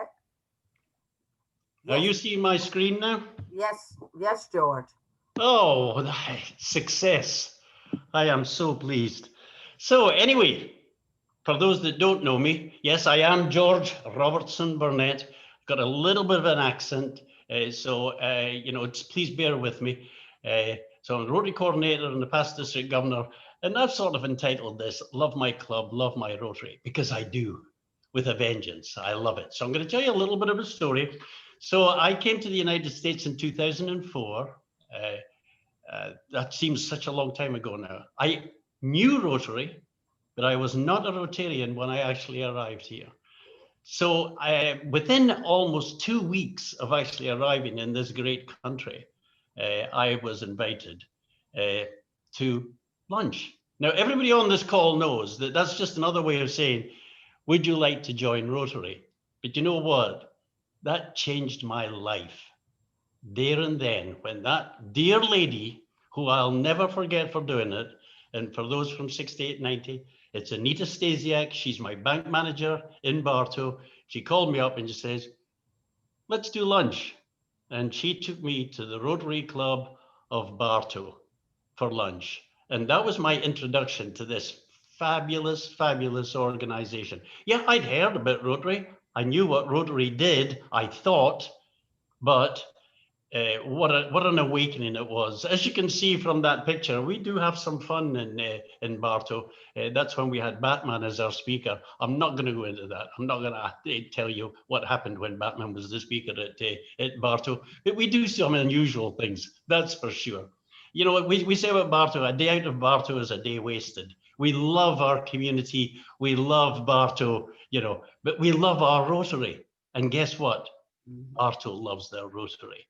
So I was introduced here 2 weeks into arriving in the United States when I didn't know anything. So what do you think was the most important thing to me when I walked in through the door of Bartow Rotary Club? It's one of the main reasons people join. It was the fellowship. Can you imagine going from knowing 0 people in the United States to knowing 72 wonderful people, not just people, but wonderful people who cared about their community, who actually wanted to do good, and they were just the most friendly people. And you know what? Here's a bit of a disclosure. I don't actually live in Bartow anymore. I actually live in Lakeland, and I used to live in Winterhaven. So I have moved about. You know, I'm looking for a community that'll have me. But what I won't do is I won't change my Rotary Club, because these were the people that welcomed me with open arms back there in 2004 and made me feel welcome and made me feel valued. And that's what we must do in order to make our members feel valued. because boy, oh boy, I would go to Publix, our supermarket, and, people would say, hi, George. I had no idea because I had to remember 72 people. They only had to remember that guy that spoke funny. And, so it was easier for them than it was for me. But what a great lift for when you've just come to a new country, when people are actually talking to you. It's not the only reason people join Rotary, of course. There are other reasons. How about networking? People do join to network. Hey, I arrived here in 2004. That was the year that we had 4 hurricanes through here. And everybody on this call who was here at that time will remember that that was pretty difficult times. But you know what? If I needed a roofer, as I did, because I got an oak tree in my front room, I needed a roofer, I needed a gutter expert, I needed so many different tradesmen. Where did I get them from? No, I didn't go to Yellow Pages or anything like that, or go online. I went to my Rotary Club, because a recommendation from a Rotarian is so worth it. So that's where the networking come in. It's not always about networking your company, it's networking the other way, finding out what's going on. You may wonder why I've got Publix Food and Pharmacy up there. I wanted to share with you that would have just said Publix Food if it hadn't been for Rotary. The pharmacy part was added by Rotary because, as you know, George Jenkins was an avid Rotarian, and he started Publix, which was a food supermarket. But he went to Rotary one day, and this guy who was a pharmacist says, you know what, George, you should open pharmacies in your Publix stores. And he said, nah, I don't really want to do that. But he thought about it over the week, and he went back the next week and he said, I'll tell you what, I'll put pharmacies in my supermarkets if you'll run them. And the guy said, okay, I will. So there you see a wonderful piece of networking from Rotary that impacts our lives today. How cool is that? Absolutely fabulous. And here's the other thing that people join for. It's for doing good. It's absolutely amazing what we do in Rotary. And as a Rotary coordinator, of course, I've got nearly 800 Rotary clubs that I can go to. They're all different, but they're all doing fabulous things. And it's not always the big things. Polio Plus is fabulous. Of course it's fabulous. I mean, it's a world impacting thing that Rotary does, or we're the major element of. So it is absolutely wonderful. But sometimes it's the little things, in our clubs, the things that we do. I went to this Rotary club and you see those cuddly toys there. They had all those cuddly toys in the corner of the Rotary club. I said, what, the cuddly toys for? I said, we put them in the trunk of police cars. And the police hand out those cuddly toys when they go to a domestic where they've got to remove the children. At least the children who have been removed for their safety or for whatever reason are given a cuddly toy, something to hold on to, and they keep it, of course, forever, which is why the Rotary Club keep replacing. You may say that's not a huge thing, but can you imagine the impact on a child? And that's what Rotary does. It's not always the big stuff, it's the little stuff. Boasting on Bartow, we lost our way for a little while. We lost our passion for a little while until our president said, you know what, we've got this great project. We are going to put together children that are looking to be adopted with families that are looking to adopt. And that's what we do. We find forever homes every year for children in our community. That to me is amazing what Rotary does. Everything you see on the screen relates to something that Rotarians have done. Those seed boxes, they're actually in Mexico. And our Rotarians went to Mexico to build those seed boxes so that they could grow vegetables. I think it's the only time you've ever heard of a group of Americans going to Mexico to do yard work. I mean, Rotary turns things on its head. It really does. It's fabulous what we do. So please be so proud of what we do. Rotary clubs, think about it when you're taking over your club. It's a franchise. Rotary gives you those core principles, but how it manifests itself is entirely up to the members in that club. And let me tell you, I visit so many clubs, and sometimes it's all virtually now. But there is such a diverse element to all Rotary clubs. They come in different shapes and sizes. Most are doing the most wonderful things and engaging their members, which is so important. We've got to give value to our members. If we're not giving our members value, guess what? They begin to wonder whether they actually joined for the right reason, or they're being supplied with what they joined for. They all joined for a reason, kind of the reasons I gave you: fellowship, networking, doing good in the community. The Rotary Club has to supply that. And you're a pivotal element of that, of course you are. Connection to the community is huge. Your Rotary Club is almost given that as your franchise area. But it's not only that's where you'll do the majority of your good, by any means. There's another aspect to this. That is your sales area. That's where your members are coming from. And therefore, connection to the community, connecting out to the community, making sure the community knows what the Rotary Club are doing.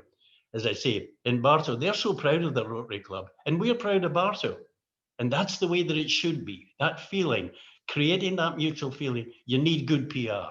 You need to let people know the great things we do. We've been shy about that in the past. We're not very good at patting ourselves on the back because we don't think that that's what we're supposed to do. You know, we're supposed to get on with this quietly and do the job. But guess what? If we don't let people know the fabulous things we're doing, then they don't know to join us. They don't know that they want to be part of it. So please, you can make this happen. You have been selected either as an AG or as the president of the club. You've been selected because you have that capability. Someone's seen that capability in you.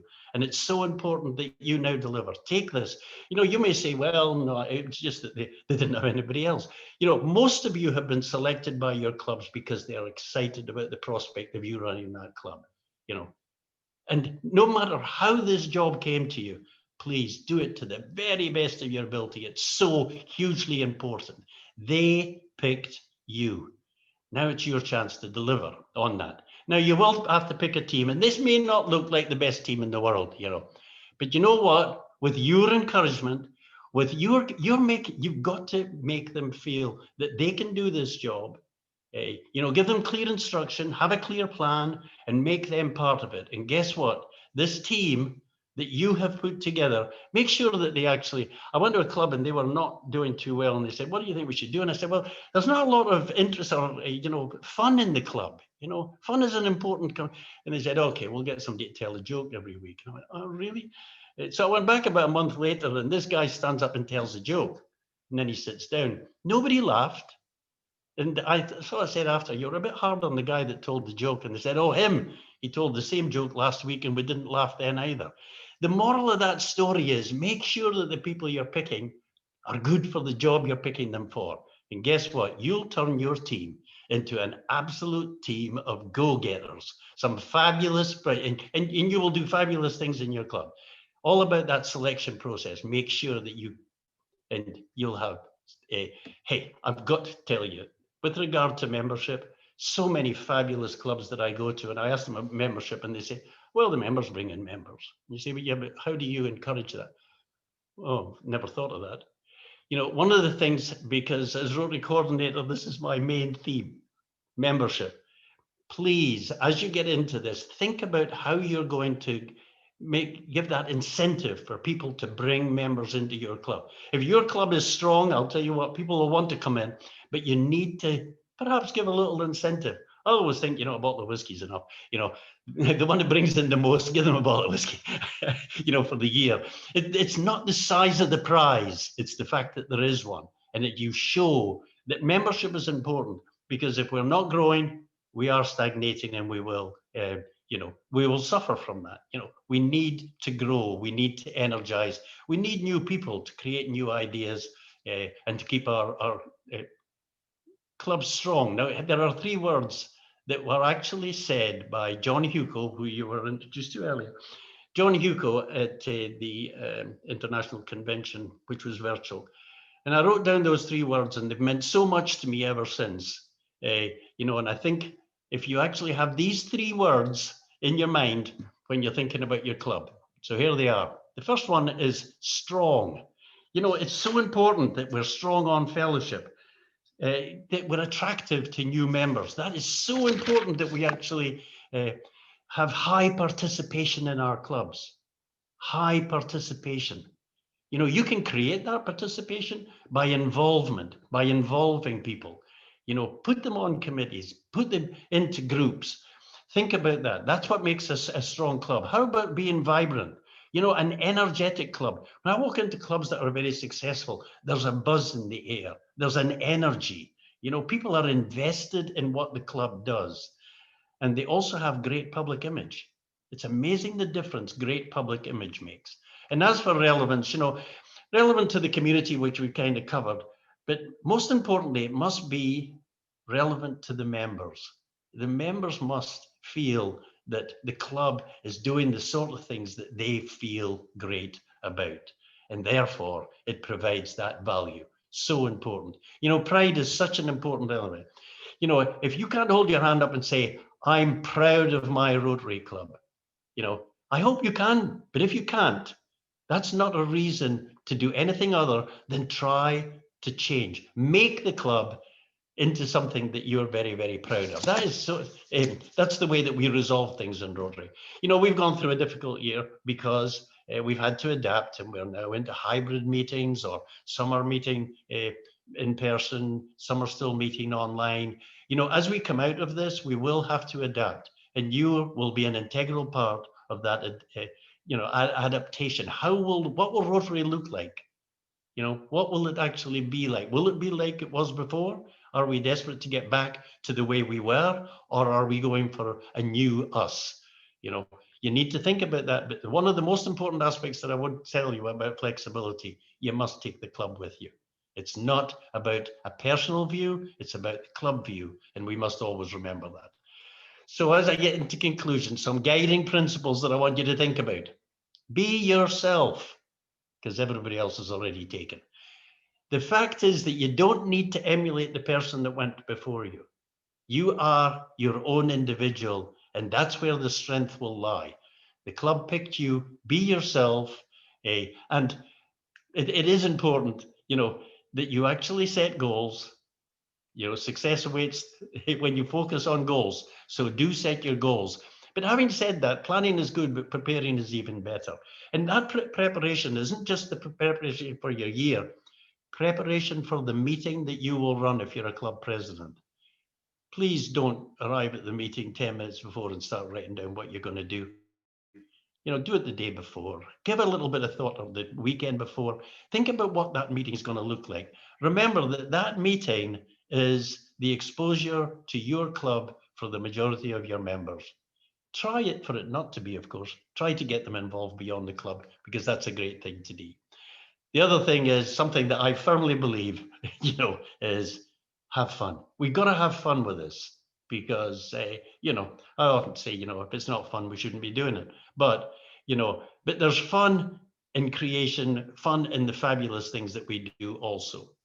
So my final thought. So this is the Rotary Coordinator area that I cover: Georgia, Florida, the Caribbean, plus 3 countries in South America. Yeah, nearly 800 Rotary clubs. Yeah, sucks to be me, but it's fabulous. Every day I get to spend my time with Rotarians. So my quick story is I was out in the British Virgin Islands and visited the clubs in the Virgin Islands, and then was on my way home and arrived in Puerto Rico to catch my flight to Orlando. Now, I was a little bit early, and I looked up and I noticed there was an earlier flight. So I went to the desk and I said, is there any chance of me getting on the earlier flight? I was wearing a Rotary pin. And the girl saw the pin and she said, are you in Rotary? And I said, yes. She said, well, not only am I putting you on that earlier flight, but I'm going to upgrade you. Big seat, Scotch whiskey, free, 2 fingers. It was fabulous. But that's not the reason I'm telling you the story. But I think you're all thinking, next time I go to the airport, I'm wearing my pin, just in case. Anyway, that's not the reason for telling you the story. The reason for telling you the story is the 4 words that she said to me as I'm walking away from the desk. So important. She said, you Rotarians are awesome.